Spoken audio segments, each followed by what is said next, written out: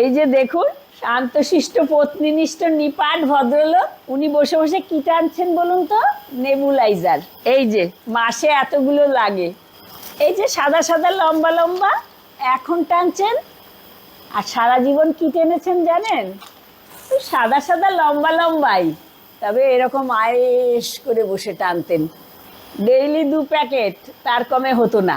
তখন এমন টেনেছেন, নিজের লাংসটা তো গেছেই, আর ধোঁয়াটা বাইরেও বেরিয়ে এসছে। উনি তো আমাদের না দিয়ে কিচ্ছু খেতেন না, উনিও খেয়েছেন, আর আমাকে আর আমার মেয়েকেও কিছুটা কিছুটা দিয়ে দিয়েছেন।